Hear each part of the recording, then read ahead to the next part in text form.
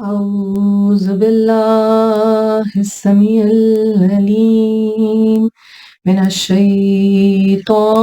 اللعين الرجيم بسم الله الرحمن الرحيم الحمد لله رب العالمين والصلاة والسلام على أشرف الأنبياء والمرسلين وعلى أهل بيته الطيبين الطاهرين المعصومين أما بعد فقد قال الله تعالى في كتابه المبين وهو أصدق الصادقين بسم الله الرحمن الرحيم إنا أعطيناك الكوثر فصل لربك وانحر إن شانئك هو الأبتر صدق اللہ العلی العظیم۔ عزیزان گرامی، اس ماہ محرم جو اسلامی نئے سال کا آغاز ہے، بہت بدقسمتی سے یہ سننا پڑتا ہے کہ لوگ نئے سال کی شروعات میں مبارکباد دیتے ہیں۔ وہ لوگ جو کہ انسانیت کی اساس سے، اصل سے ناواقف ہیں کہ جب ایک بچہ اس دنیا میں آتا ہے تو روتا ہے۔ مولا کائنات مولا علی علیہ السلام نے فرمایا کہ جس طرح پانی جسم کو پاک کرتا ہے، آنسو نفس کو پاک کرتے ہیں، عشق روح کو پاک کرتا ہے، اور محمد مصطفیٰ صلی اللہ علیہ وآلہ وسلم ختمی مرتبت حبیب خدا فرماتے ہیں کہ اگر تم وہ سب جانتے جو میں جانتا ہوں تو تم ہنستے کم اور روتے زیادہ۔ انسان جو بہت محدود نظر رکھتا ہے، جس نے اپنی زندگی کو شاید اس دنیا کی زندگی میں محدود سمجھ لیا، جبکہ حضرت محمد مصطفیٰ صلی اللہ علیہ وآلہ وسلم رحمت للعالمین محسن انسانیت فرماتے ہیں کہ دنیا کی زندگی کا آخرت کی زندگی کے ساتھ اس طرح سے موازنہ ہے جس طرح آخرت کی زندگی گویا سمندر اور دنیا کی زندگی گویا قطرہ۔ عزیزان گرامی، اگر تو یقیناً مسلمان ہیں، اگر تو یقیناً روز قیامت پر اور حیات بعد الموت پر یقین ہے، تو پھر یہ جان لینا چاہیے کہ یہ زندگی جس میں ہم جو بھی تگ و دو کریں، جو ہمارا مقصد ہے، جو ہمارا آبجیکٹو ہے، جو ہمارے گولز ہیں، وہ کیا اس دنیا کی فانی زندگی پہ محدود ہیں، یا پھر ان کا مقصد ہمیشہ رہنے والی زندگی کے لیے زاد راہ اکٹھا کرنا۔ جس طرح قرآن حکیم میں جب بھی جنت و دوزخ کا ذکر ہوتا ہے تو یہ کہا جاتا ہے ہم فیہا خالدون، ہمیشہ اس میں رہیں گے۔ جنت کا ذکر ہے تو ہمیشہ اس میں رہیں گے، دوزخ کا ذکر ہے تو ہمیشہ اس میں رہیں گے۔ عزیزان گرامی، روح عزاداری کے عنوان سے پچھلی نشست میں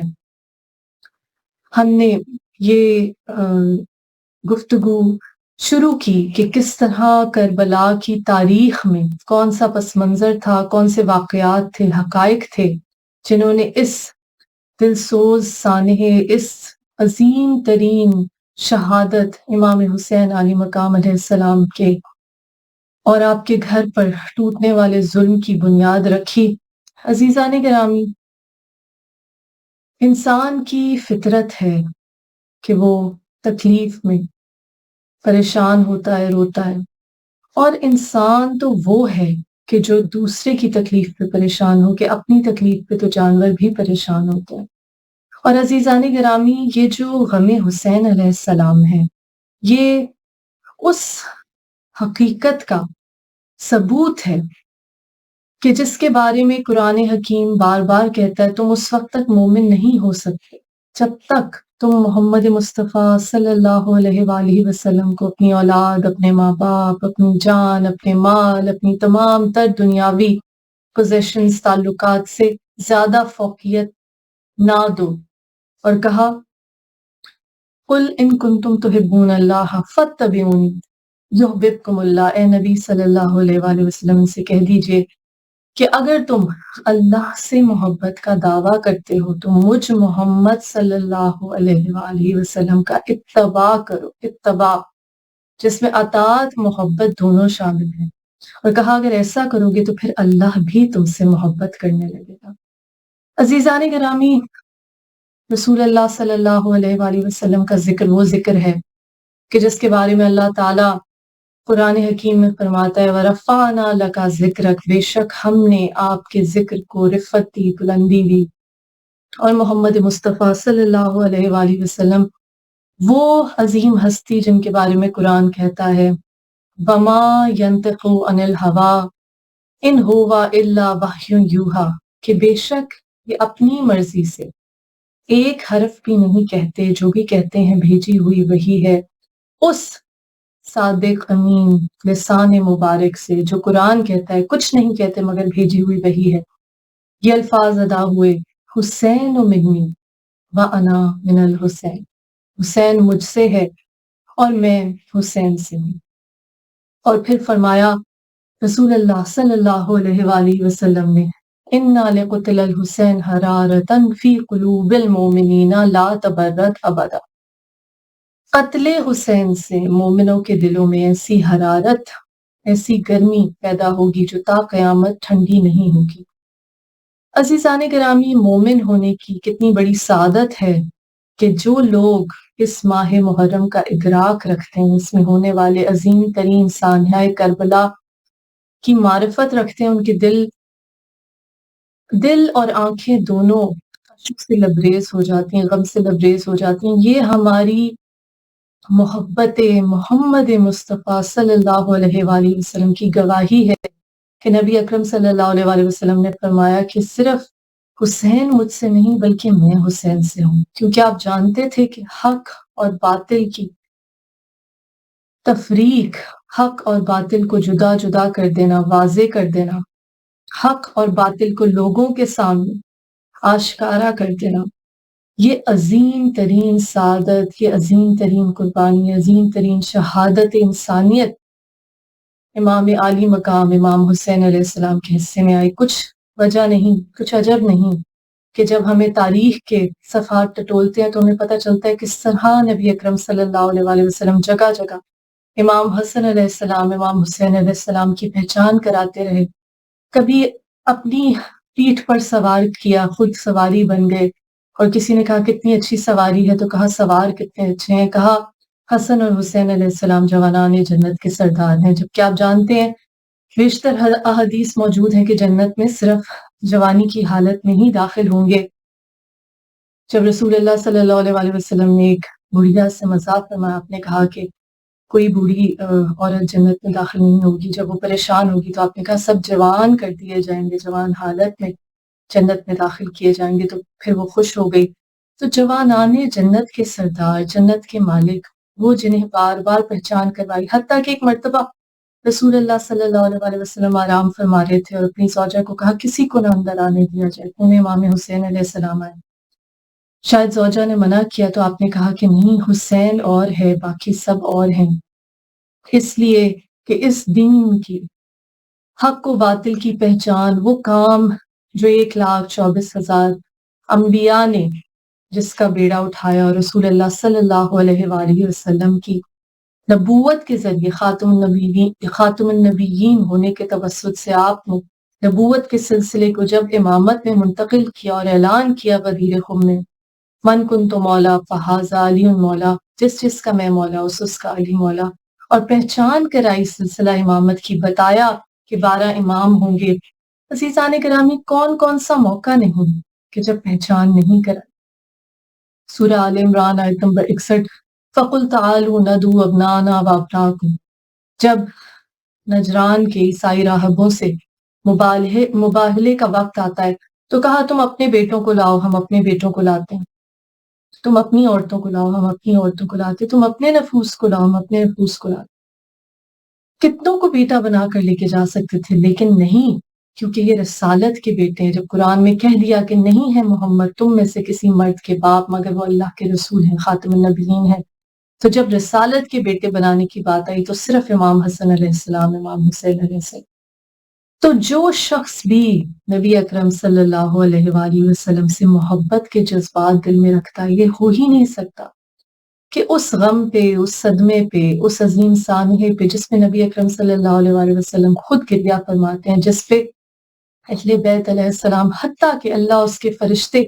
آسمان پہ امام حسین علیہ السلام کے اس خون آلود کرتے کو بچھایا جاتا ہے، اور نبی اکرم صلی اللہ علیہ وآلہ وسلم نے اس بات کی گواہی دی کہ ایسی حرارت مومنوں کے دلوں میں پیدا ہوگی قتل حسین سے جو تا قیامت ٹھنڈی نہیں ہوگی۔ عزیزان گرامی، اہل بیت علیہ السلام کے گھرانے کے جتنے بھی احسانات گنے جائیں کم ہیں۔ ہدایت کا سلسلہ، سبیل جو قرآن میں کہا انا ہدیناہ السبیل اما شاکر و اما کفورا، تمہاری ہدایت سبیل کی طرف کر دی، سیدھے رستے کی طرف کر دی، اب تم پہ منحصر ہے کہ تم شکر گزار بنو یا کفران نعمت کرنے والے بنو۔ مولا کائنات مولا علی علیہ السلام نے فرمایا میں ہی وہ سبیل ہوں، میں ہی وہ سیدھا رستہ ہوں جس سے لوگ منحرف ہو گئے۔ خود رسول اللہ صلی اللہ علیہ وآلہ وسلم نے جب ایک شخص نے آ کر سوال کیا رسول اللہ یہ صراط مستقیم کیا ہے، آپ نے کچھ جواب نہ دیا بلکہ منہ دوسری طرف پھیر لیا۔ وہ دوسری طرف آ کے کھڑا ہوا، آپ کی طرف متوجہ ہوا، آپ نے دوسری طرف نہیں پھیر لیا، کوئی جواب نہ دیا۔ اتنے میں مولا کائنات مولا علی علیہ السلام مسجد کے دروازے سے تشریف لائے۔ آپ نے اس سوال کرنے والے سے کہا اب اپنے سوال کو دہراؤ، اور جب اس نے سوال دہرایا تو کہا بے شک یہ علی علیہ السلام صراط مستقیم۔ عزیزان گرامی، بی بی فاطمہ زہرا سلام اللہ علیہ نے خطبہ فدق میں اور مدینہ کی عورتیں جب آپ سے عیادت کے لیے آئیں تو کہا کہ اگر تم اس کو جسے اللہ نے تمہارا رہنما بنا کر چنا، من کنت مولا فہذا علی، مولا کے اعلان کی ترتیب ہماری رہنمائی کر رہی ہیں، کہا کہ اگر تم اس کو اپنا رہنما بنا کر رہتے چلتے تو تم بہت تیزی سے، سبک رفتاری سے، بغیر تھکن کے، بغیر کسی مشکل کی منزل مقصود پر، حوض کوثر پر ہنسی ہنسی پہنچ جاتے، خوشی خوشی پہنچ جاتے۔ مگر افسوس کہ امت نے دنیا پرستی کو، دولت پرستی کو، اقتدار پرستی کو اور خود پرستی کو حق پرستی پر ترجیح دی، جیسا کہ دنیا کا دستور ہے، جیسا کہ میجورٹی کا دستور ہے۔ پچھلی نشست میں، پچھلی دفعہ جب ہم نے روح عزاداری سلسلہ گفتگو شروع کیا تو اس کتاب کا میں نے حوالہ دیا علامہ سید علی نقی النقوی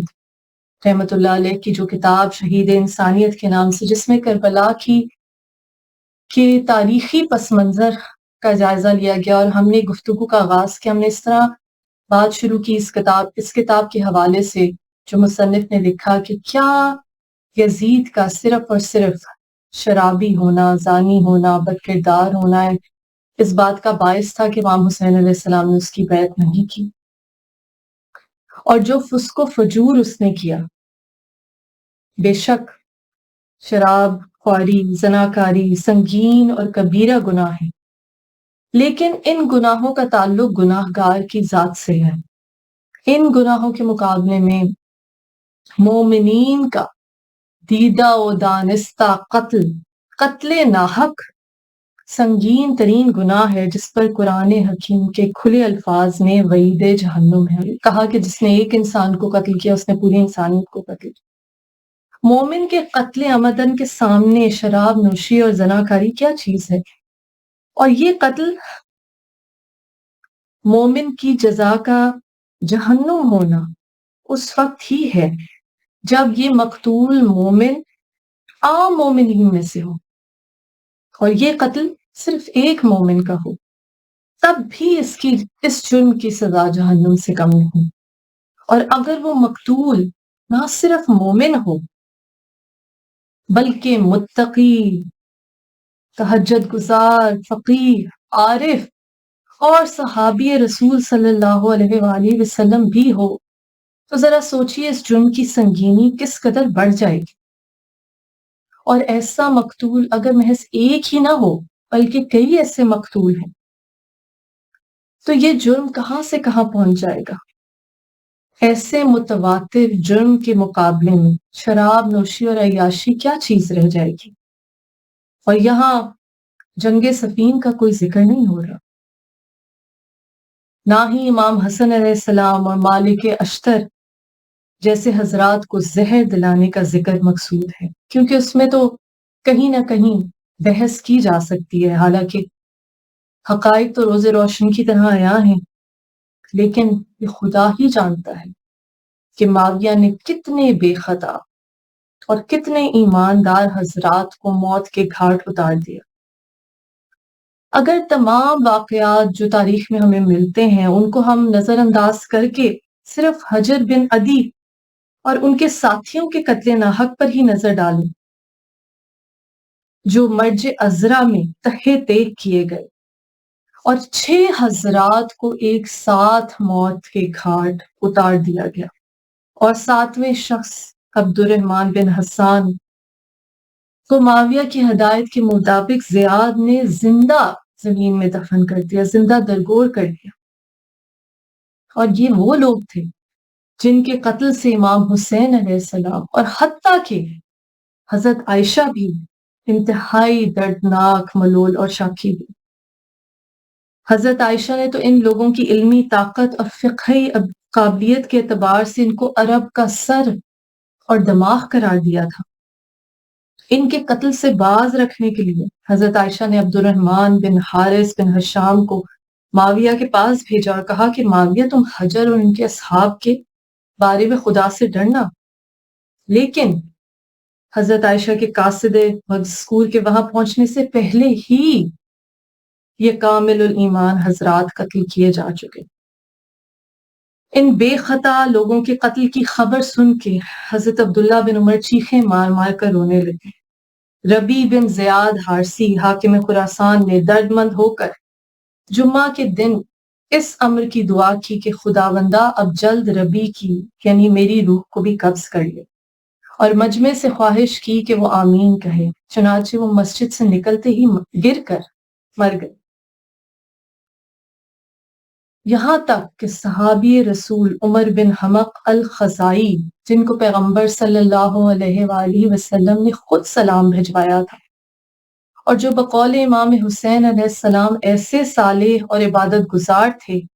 کہ کثرت عبادت سے ان کا جسم کھل گیا تھا، بدن ڈھل گیا تھا، چہرے پر زردی چھا گئی تھی، ان کی گرفتاری کا حکم ہوا، اور معاویہ کی خصوصی ہدایت کے مطابق ان پر نیزے کے 9 وار کیے گئے، حالانکہ وہ پہلے یا دوسرے زخم میں ہی اس دنیا سے رخصت ہو گئے۔ یعنی شہادت کے بعد بھی کم از کم 7 مرتبہ نیزہ مارا گیا، ان کی لاش کی بے حرمتی کی گئی۔ یہ اقدام بھی معاویہ کا کس قدر خلاف شریعت اور کس قدر خلاف ارشادات نبی صلی اللہ علیہ وآلہ وسلم تھا کہ اس نے محض اس بنا پر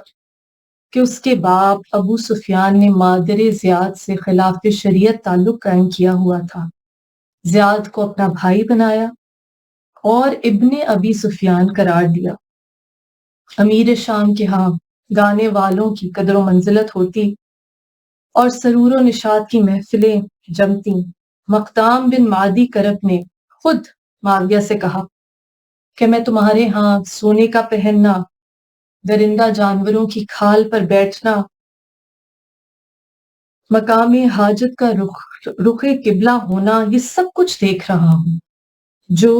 حرام اور خلاف شریعت ہے۔ امیر شام نے عرفہ کے روز حج میں تلبیہ یعنی لبیک کہنا ممنوع قرار دے دیا۔ مدینے میں نماز عشاء پڑھائی تو نہ بسم اللہ پڑھی نہ تکبیریں کہیں، اور اہل مدینہ کے ٹوکنے پر بھی کوئی نوٹس نہیں لیا۔ ان تمام چیزوں سے زیادہ یزید کا اس کی تخت نشینی کے وقت وہ کون سا فسق و فجور تھا جس کی وجہ سے فسق و فجور میں اس کو منفرد کہا جائے؟ اور جیسے کہ ہم نے پچھلی مرتبہ بھی ذکر کیا کہ یزید نے اپنے آپ کو خود تو نامنیٹ نہیں کیا تھا، اس کا کردار تو وہی تھا جو اس کی باپ کی زندگی میں تھا۔ اس کو تو معاویہ نے نامنیٹ کیا جو کہ معاہدہ صلح جو حضرت امام حسن علیہ السلام کے ساتھ ہوا اس کی خود ہی خلاف ورزی تھی۔ امام علیہ السلام سے طلب بیعت کے وقت نہ یزید کے دامن پر قتل اہل بیت علیہ السلام کا دھبا تھا، نہ خانہ کعبہ کی بے حرمتی کا، نہ اہل مدینہ کی غارت گری کا۔ بیعت یزید سے امام علیہ السلام اور ان کے خاندان کا انکار کوئی پہلی اور نئی بات نہیں تھی۔ کیا امام حسن علیہ السلام، امام حسین علیہ السلام نے معاویہ کی خلافت کو تسلیم کر لیا تھا یا اس کو حقدار خلافت تک تسلیم کر لیا تھا؟ ہرگز نہیں۔ کیا امام حسن علیہ السلام نے معاویہ کو حقدار خلافت مان کر حکومت ان کے سپرد کی تھی؟ ہرگز نہیں۔ اس صلح میں یہ قرارداد بڑی اہمیت رکھتی تھی کہ معاویہ اپنے بعد کسی کو خلافت کے لیے نامزد کرنے کا حقدار نہ ہوگا، بلکہ یہ بھی کئی جگہ تاریخ میں درج ہے کہ خلافت معاویہ کے بعد امام حسن علیہ السلام کی طرف منتقل کی جائے گی۔ اور یہ امر اس بات سے بالکل ثابت ہو جاتا ہے کہ معاویہ نے امام حسین علیہ السلام کے وجود کو نہیں بلکہ امام حسن علیہ السلام کے وجود کو بھی یزید کی ولی عہدی کے لیے سنگ راہ سمجھا، اور جب تک امام حسن علیہ السلام کو زہر دلا کر شہید نہ کروا دیا اس وقت تک یزید کی ولی عہدی کو زبان سے نہ نکالا۔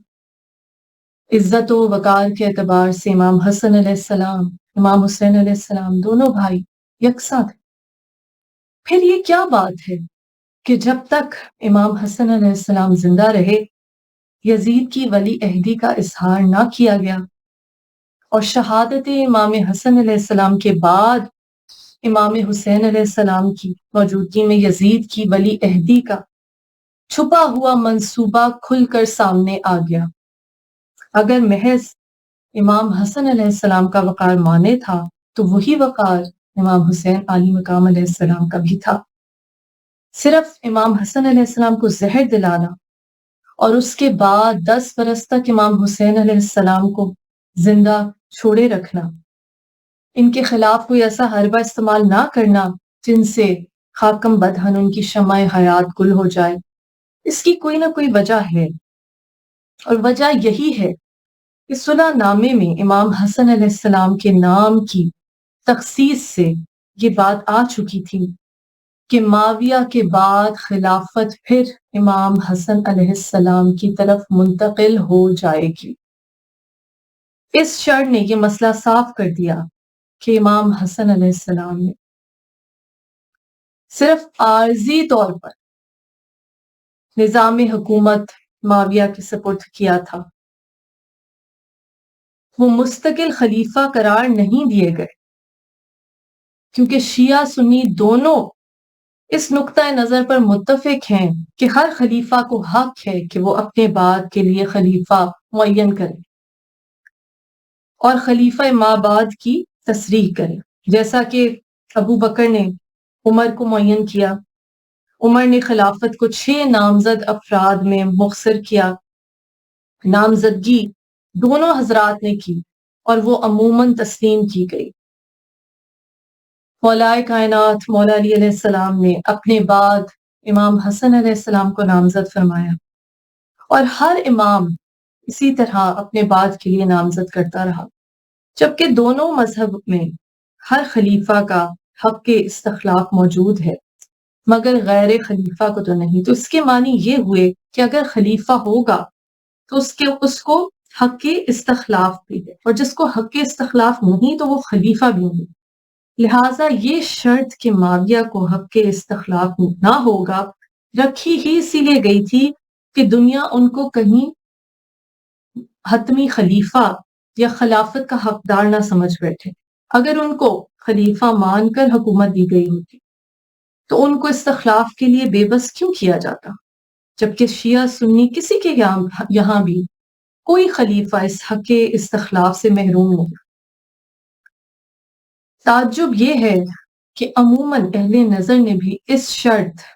اور اس معاہدے کی افادیت پر نظر نہیں کی اور غور نہیں کیا۔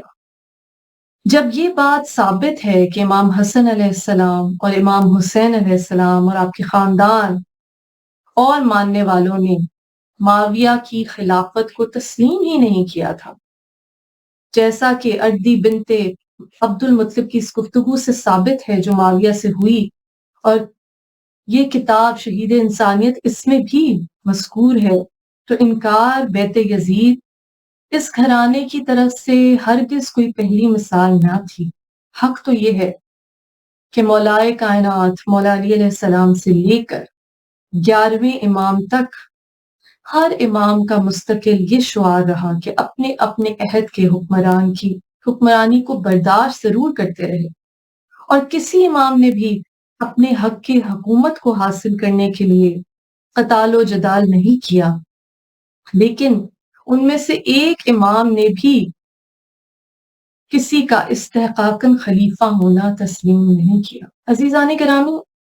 یہاں پہ ایک تھوڑا سا نظریاتی نقطہ بہت ضروری ہے کہ دنیا پرستی سے اہل بیت علیہ السلام کا گھرانہ بالکل دور ہے۔ جب بی بی فضہ علیہ السلام جو حبش کی ملکہ تھیں اپنے تخت پہ اپنی نالین چھوڑ کے بی بی فاطمہ زہرا سلام اللہ علیہ کی کنیزی کے لیے آ جاتی ہیں، تو جب گھر میں انہوں نے ظاہری طور پہ غربت کا ماحول دیکھا کہ کچھ خاص ساز و سامان نہیں ہے، مولائے کائنات مولا علی علیہ السلام اور سیدۃ النساء العالمین بی بی فاطمہ زہرا سلام اللہ علیہ کے گھر میں، تو آپ نے اپنے علم کیمیا سے جو آپ جانتی تھی مٹی کے ایک ٹکڑے کو سونے میں تبدیل کیا اور مولائے کائنات مولا علی علیہ السلام کی خدمت میں لے کر حاضر ہوں۔ اس پہ مولائے کائنات مولا علی علیہ السلام مسکرائے اور ایک مرتبہ بی بی فضہ کو دیکھا، اور پھر امام حسن علیہ السلام امام حسین علیہ السلام جو عالم طفلی میں تھے ان کی طرف اشارہ کر کے کہا کہ فضہ، یہ علم تو اس گھر کے بچے بھی جانتے ہیں، لیکن ہم اس دنیا کے لیے پیدا نہیں کیے گئے، اس لیے ہم نے دیکھا جب مولائے کائنات مولا علی علیہ السلام کے پاس بھی چوتھی ظاہری خلافت کے لیے لوگ آئے، 3 دن تک آپ نے منع کیا، لوگ بار بار آتے رہے، بار بار آتے، آپ نے کہا کہ میں ظاہری خلافت کو تسلیم نہیں کرتا اور میں ظاہری اقتدار کا خواہش مند نہیں ہوں۔ اس پہ لوگوں نے کہا کہ ہم آپ سے تزکیہ نفس چاہتے ہیں، اور ہم روز قیامت آپ کے بھائی حضرت محمد مصطفیٰ صلی اللہ علیہ وآلہ وسلم سے شکایت کریں گے کہ ہم نے آپ سے تزکیہ نفس حاصل کرنا چاہا، ہم نے آپ سے ہدایت حاصل کرنی چاہیے اور آپ نے ہماری بیعت قبول نہیں کی۔ اس پہ مولائے کائنات مولا علی علیہ السلام نے تزکیہ نفس کی بنیادوں پر قائم معاشرہ، وہ تزکیہ نفس جو انبیاء کے فرائض میں سے ایک ہے، جیسے قرآن میں کہا یتلو علیہم آیاتہ ویعلمہم الکتاب والحکمہ ویزکیہم، کہ اللہ کے نبی آیتیں پڑھ کے سناتے ہیں، کتاب و حکمت کی تعلیم دیتے ہیں اور نفس کا تزکیہ کرتے ہیں۔ تو کسی بھی امام نے نہ جہاد نہ مہم میں شریک ہوئے، کیا یہ تعجب کی بات نہیں کہ یا تو امام حسن علیہ السلام اپنے والد کے بعد تھے امیر المومنین اور خلیفہ راشد، یا صلح کے بعد اپنی 10 سالہ زندگی میں صرف مدینہ کے حاکم بھی نہ رہے، بلکہ امام حسین علیہ السلام عہد حکومت معاویہ میں 20 برس مدینہ میں رہے، مگر ایک دن کے لیے بھی صرف مدینہ کے بھی حاکم نہ رہے، بلکہ ان اماموں کی موجودگی میں بھی دوسرے ہی لوگ مدینہ کے حاکم ہوتے رہے، جن کو امام حسن علیہ السلام امام حسین علیہ السلام سے کوئی نسبت ہی نہیں تھی۔ آخر ہر امام کا حکومت اور حکومت کی ہر مہم سے دور رہنا، ہر حکومت کی ان پر کڑی نگاہیں، کسی کے لیے قید، کسی کے لیے قتل، کسی کے لیے صعوبتیں، یہ کیوں ہوتا رہا؟ اگر وہ اپنے اپنے عہد کی حکومتوں کے سامنے سر تسلیم خم کیے ہوتے اور حکومتیں یہ سمجھتی کہ یہ ہمیں خلیفہ سمجھتے ہیں اور ہمارے حق کو تسلیم کرتے ہیں، خلافت کے حق کو، تو پھر اس قدر مظالم ائمہ طاہرین علیہ السلام پہ کیوں ہوتے؟ امام موسیٰ کاظم علیہ السلام کی قید کی تاریخ اٹھا کر دیکھیے، امام رضا علیہ السلام کو زبردستی غریب الغربا کیوں کہا جاتا ہے، ملک چھوڑنے پہ مجبور کرنا، کس طرح ائمہ طاہرین علیہ السلام کو ہر امام پہ ظلم و ستم کے پہاڑ توڑے گئے۔ انکار بیعت خلیفہ امام حسین علیہ السلام کے گھرانے میں شروع سے آخر تک رہا، اس لیے کہ امام حسین علیہ السلام وہ پہلے شخص نہیں جنہوں نے انکار بیعت کیا، ابن زیاد کی تحریر پر ابن سعد نے یہ کہا کہ حسین علیہ السلام ہرگز بیعت نہ کریں گے، ان کے سینے میں اپنے باپ علی علیہ السلام کا دل ہے۔ ابن سعد کا یہ جملہ صاف ترجمانی کر رہا ہے کہ اگر کسی تشدد سے متاثر ہو کر علی علیہ السلام نے بیعت نہ کی تو امام حسین علیہ السلام، ابن سعد کا یہ جملہ ترجمانی کر رہا ہے، صاف ترجمانی کر رہا ہے کہ اگر کسی تشدد سے متاثر ہو کر مولا کائنات مولا علی علیہ السلام نے بیعت نہیں کی تو امام حسین علیہ السلام انہی کے بیٹے ہیں، ان کے سینے میں علی علیہ السلام ہی کا دل ہے۔ خلافت کے ابتدائی مرحلے میں مولا کائنات مولا علی علیہ السلام سے بیعت لینے کے لیے ضرور ایک بار تشدد کو آزمایا گیا تھا، لیکن متعلق حضرات نے محسوس کر لیا کہ تشدد کارگر نہیں ہو سکتا بلکہ خطرناک اور مضر ہوگا اور خاموش ہو گئے۔ اس کے بعد یزید سے پہلے ہر خلیفہ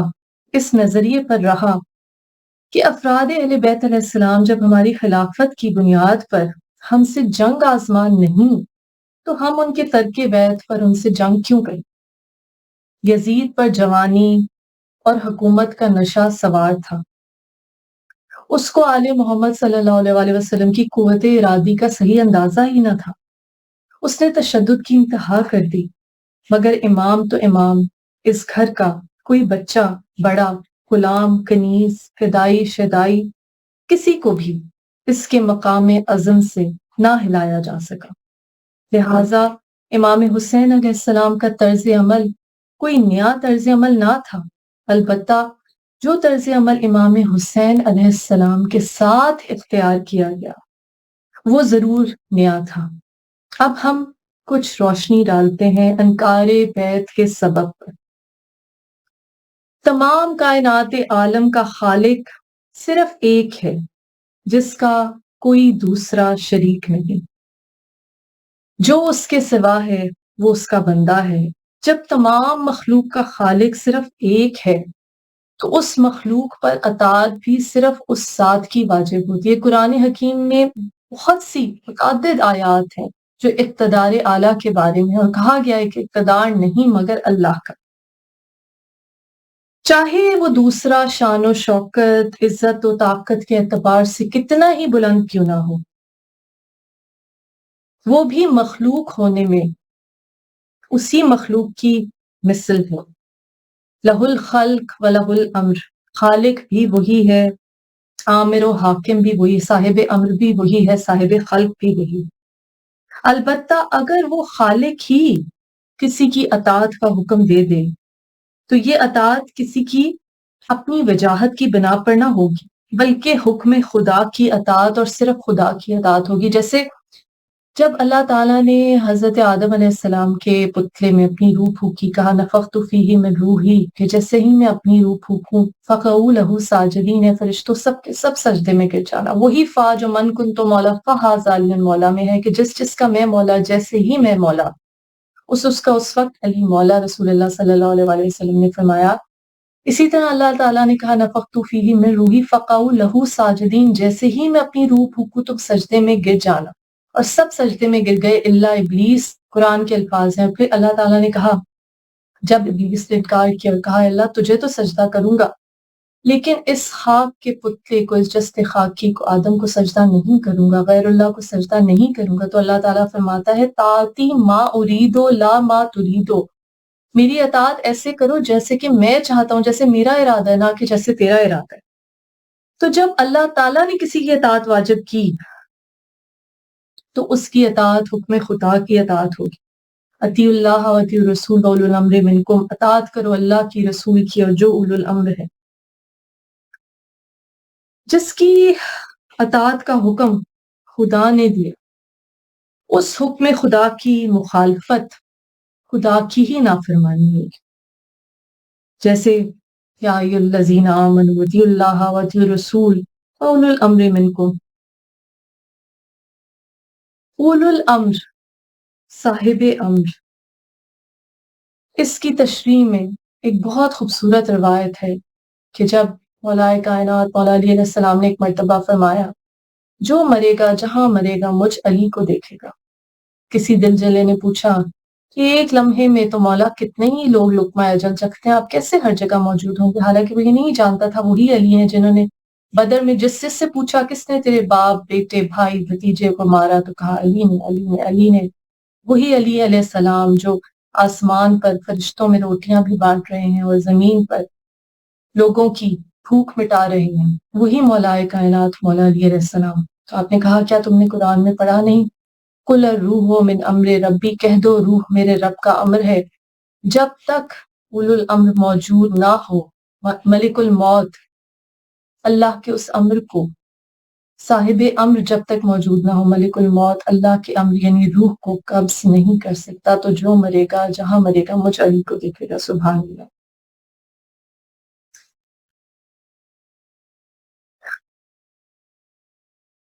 تو اللہ رسول اولو الامر کی اطاعت کرو، اطیعوا اللہ و اطیعوا الرسول و اولو الامر منکم۔ اسی لیے جیسے فرشتے نے حضرت مریم علیہ السلام سے کہا، یا جیسے حضرت ابراہیم علیہ السلام اور حضرت لوط علیہ السلام کی طرف آنے والے فرشتوں کے لیے کہا گیا کہ رسلنا یعنی کہ آپ کی طرف بھیجا، پھر ملائکہ کے بارے میں فرمایا تنزل الملائکۃ والروح فیہا بإذن ربہم من کل امر۔ اور یہ رسل اور اولو الامر جو ملائکہ ہیں یہ ہماری جنس سے نہیں، نہ ہم پر ان کی اطاعت ہے، لہٰذا اطیعوا الرسول اور اولو الامر منکم جو انسانی شبیہ میں موجود ہیں اور اللہ کے اولو الامر ہیں۔ جس طرح امام باقر علیہ السلام فرماتے ہیں ہم اہل بیت کی اللہ کے ساتھ نسبت ایسی ہے جیسے سورج اور سورج کی کرنیں۔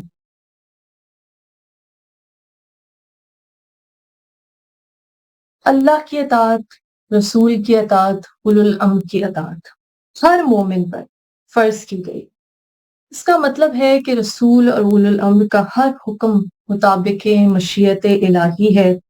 کوئی حکم منشائے الہی کے خلاف نہیں ہو سکتا، وہ سب معصوم ہیں۔ جس طرح قرآن حکیم نے آیت تطہیر میں گواہی دی اہل بیت سے ہر نجاست کو، ہر رجس کو دور کر دیا گیا،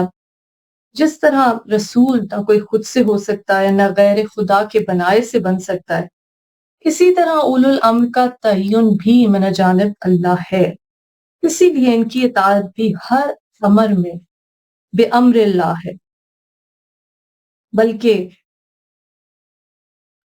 اللہ تعالیٰ کے چنے ہوئے اولو الامر انسان پر اللہ، رسول، اولو الامر کی اطاعت فرض ہے،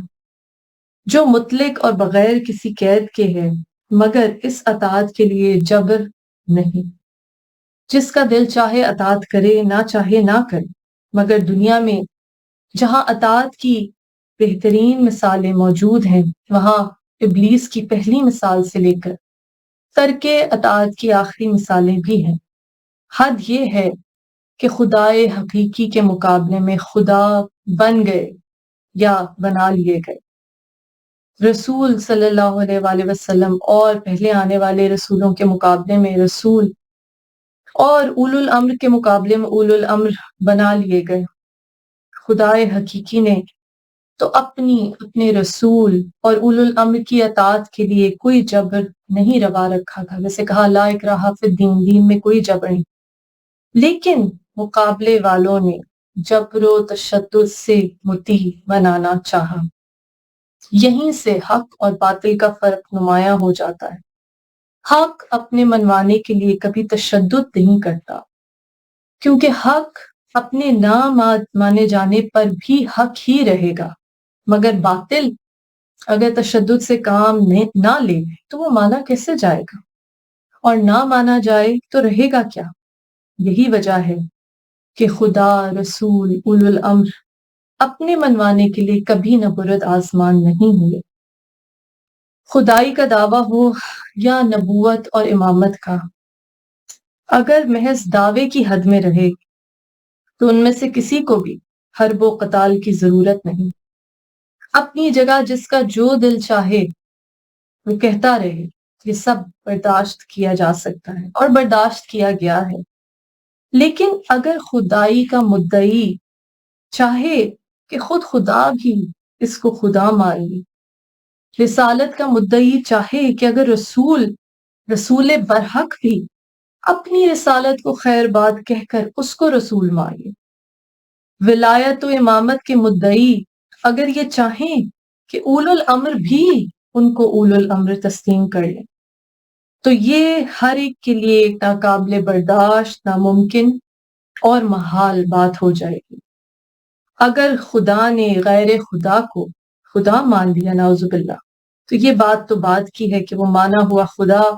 حقیقتاً خدا ہو گیا یا نہ ہوا، لیکن خدا تو نعوذ باللہ خدا نہ رہا۔ رسول نے اگر غیر رسول کو رسول مان لیا تو رسول رسول نہ رہا۔ اگر حقیقی ولی امر نے کسی غیر کو ولی امر مان لیا تو ولی امر تو ولی امر نہ رہا۔ اب رسول کے رسول نہ رہنے اور ولی الامر کے ولی الامر نہ رہنے سے صرف انہی کے منصب کو زوال نہ ہوگا، بلکہ جس خدا نے اپنے کمال علم، اپنی قدرت اور اپنے کمال خلق و امر سے منتخب کیا، نعوذ باللہ وہ بھی بے علم اور بے بس ثابت ہوا، پھر اس خدا کا ہونا کیسا؟ جس خدا کا نمائندہ اپنے خدا سے ٹوٹ کر نعوذ باللہ باطن سے مل گیا اور جس خدا کو اپنے علم اور انتخاب پر ناز تھا، وہ دیکھتا ہی رہا کہ اب کیسا خدا، کیسا رسول، کیسا اولو الامر، نعوذ باللہ، کہاں کی کتاب، کہاں کا دین، یہ سب ملیا میٹ ہو گیا۔ خدا کے مقابلے میں کوئی خدا بن جائے تو خدا کی شان میں نقص نہیں آتا۔ رسول اور اولو الامر کے مقابلے میں اگر کوئی دوسرے مدعی آ جائیں تو رسالت اور امامت کے دامن پر کوئی دھبا نہیں آتا۔ دھبا اس وقت آئے گا جب کوئی بھی ان میں سے غیر خدا کو خدا یا غیر رسول کو رسول یا غیر اولو الامر کو اولو الامر مان لے، اور یہ دھبا جیسے کہ پہلے واضح کرنے کی کوشش کی گئی صرف مان لینے والے پر نہیں آئے گا، بلکہ اس زنجیر کی ہر کڑی، ہر رشتہ، ہر دانہ ایک دم ٹوٹ جائے گا۔ یہی وجہ ہے کہ ہر امام نے اپنے مقابلے کی ہر صورتحال کو برداشت کیا، اپنی امامت کو منوانے کے لیے اظہار حق سے آگے قدم نہ اٹھایا اور خود سے کوئی تشدد کی راہ اختیار نہیں کی، کیونکہ بندوں کو ان کی اطاعت کا حکم تھا۔ خود ان حضرات کو یہ حکم نہ تھا کہ بندوں کو اپنا مطیع بناؤ، لا اکراہ فی الدین، دین میں کوئی جبر نہیں۔ ان کا فرض یہی تھا کہ وہ اپنی ذات سے، اپنے کردار سے، اپنی سیرت سے اپنا اولو الامر ہونا اور مقابل کا نہ ہونا ظاہر اور ثابت کرتے رہیں، اور وہ کرتے رہے۔ اس کے بعد اطاعت کرنا نہ کرنا یہ دوسروں کا کام تھا، لیکن رسول اور اولو الامر یہ ان کے لیے ناممکن اور محال تھا کہ وہ کسی بھی تشدد سے متاثر ہو کر اپنے خدا اور رسول کو جھٹلا کر اپنے منصب کے منکر اور غیر کے منصبدار ہونے کے حامی ہو جائیں، جس کے نتیجے میں نہ خدا خدا رہے، نہ رسول رسول رہے، اور دین، ایمان، کتاب، ہر شے کا خاتمہ ہو جائے۔ ایسے ہی نہیں، رسول اللہ صلی اللہ علیہ وآلہ وسلم نے فرمایا حسین منی و انا من الحسین، حسین مجھ سے ہے اور میں حسین سے ہوں۔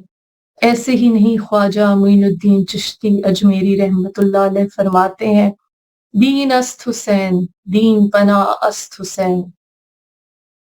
شاہ است حسین، بادشاہ است حسین، سرداد نداد دست در دست یزید، حقا کے بنا لا الہ است حسین۔ یہی وجہ ہے کہ علی ولی اللہ بنیاد ہے محمد رسول اللہ صلی اللہ علیہ وآلہ وسلم، اور محمد رسول اللہ صلی اللہ علیہ وآلہ وسلم بنیاد ہے لا الہ الا اللہ۔ اور اس لا الہ الا اللہ کو، اس توحید کو، اور یہ نظریہ، یہ سوچ، یہ فکر سمجھنا بہت ضروری ہے۔ جب امام حسین علیہ السلام کربلا میں آئے اور آپ نے کہا کہ یہ عاشقان خدا کی قتل گاہ ہے، اپنے لہو سے سار اللہ نے امام حسین علیہ السلام علی مقام نے اپنے بچوں کے خون سے بنی ہاشم کے ان ماہتاب ستاروں کے خون سے لا الہ الا اللہ کربلا کی گرم ریت پر لکھ دیا اور حق کو باطل کو ایک ہی دن میں واضح کر دیا۔ کلو یومن عاشورا و کلو ارض کرب و بلا، ہر دن عاشور کا دن ہے، ہر کرۂ ارض کرب و بلا۔ عزیزان گرامی، اس تاریخی پس منظر کو سامنے رکھنا، آخر یہ فلسفہ کیا تھا؟ یہ اقتدار کی جنگ نہیں تھی بلکہ اقدار کی جنگ تھی۔ یہ سمجھنا ہمارے لیے انتہائی ضروری ہے تاکہ ہم اس روح عزاداری کو پہچان سکیں، ہم معرفت کے ساتھ اس غم حسین علیہ السلام کی، جو رسول اللہ صلی اللہ علیہ وآلہ وسلم نے فرمایا کہ قتل حسین سے مومنوں کے دلوں میں وہ حرارت پیدا ہوگی کہ تا قیامت ٹھنڈی نہیں ہوگی۔ اس حرارت کو صحیح معنوں میں ہم اپنے ایمان کو مضبوط کرنے میں کیسے استعمال کر سکتے ہیں؟ اس کے لیے ہمیں معرفت حاصل کرنی ہے کہ آخر یہ معرکہ کربلا کیوں رونما ہوتا ہے، آخر حق اور باطل کا یہ فرق اس قدر اہم ہے کہ ہماری زندگیوں میں بھی اس کا اطلاق ہوتا ہے کہ ہم نے منافقت کا دامن نہیں تھامنا۔ یہ نہ ہو کہ ہماری آنکھوں سے تو اشک رواں ہو عزاداری حسین علیہ السلام کے لیے اور خود ہم نے جھوٹ کا دامن پکڑا ہو، کہیں نہ کہیں مصلحتاً ہم جھوٹ بول رہے ہیں۔ ایسا نہ ہو کہ ہم زبان سے تو وفا کا دعویٰ کریں اس وفادار علمدار حضرت عباس علیہ السلام سے، اور خود ہم بے وفائی کر رہے ہوں اس دین کے ساتھ، اس توحید اور رسالت اور امامت کے انسٹیٹیوشن کے ساتھ۔ عزیزان گرامی، انشاءاللہ اگلی نشستوں میں ہم مزید غور و فکر کریں گے۔ دعا گو ہوں رب زدنی علما، رب ہمارے علم میں اضافہ فرما۔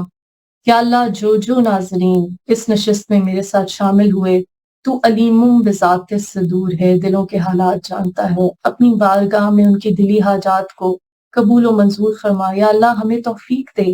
کہ ہم جب عزاداری حسین علیہ السلام کی سعادت حاصل کرتے ہیں، ہم جب مجلس حسین علیہ السلام برپا کرتے ہیں،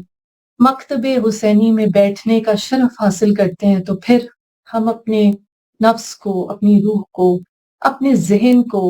اپنی سوچ کو، اپنے الفاظ کو، اپنے اعمال کو آراستہ کر سکیں ان خوبصورت حکمت کے اسباق سے جو ہمیں اس درسگاہ سے ملتے ہیں۔ یا اللہ، ہمارے آنے والی نسلوں میں غم حسین علیہ السلام کی حرارت کو قائم و دائم رکھ۔ یا اللہ، جو بیمار ہیں، بیمار کربلا کا واسطہ، انہیں شفائے کلی عطا فرما۔ جو بے گناہ قید ہیں، بی بی سکینہ علیہ السلام کی زندان کی قید کا واسطہ، حضرت امام موسیٰ کاظم علیہ السلام کی زندان کی قید کا واسطہ، انہیں جلد از جلد رہائی کا پروانہ مل جائے۔ جو بے گھر ہیں، پروردگار انہیں اپنا گھر دے، وہ گھر جو مجلس شبیر کے لیے ہو۔ جو رزق کے خواہاں ہیں، یا اللہ، تو نے کہا جو شہید ہیں انہیں مردہ نہ سمجھو، وہ رزق حسن پاتے ہیں، اس رزق حسن کے صدقے ان کے رزق میں اضافہ فرما۔ یا اللہ، جو اولاد کے خواہاں ہیں انہیں نیک صالح اولاد عطا فرما، وہ جو اہل بیت علیہ السلام کے لشکر میں، امام مہدی علیہ السلام کے لشکر میں شامل ہو سکے۔ یا اللہ، ہمیں کوئی غم نہ دے سوائے غم حسین۔ شبیر کا غم بانٹ رہا ہے تو ادھر دے، لعنت اللہ علی قوم الظالمین۔ اللہم صلی علی محمد وعلی محمد وعجل فرجہ۔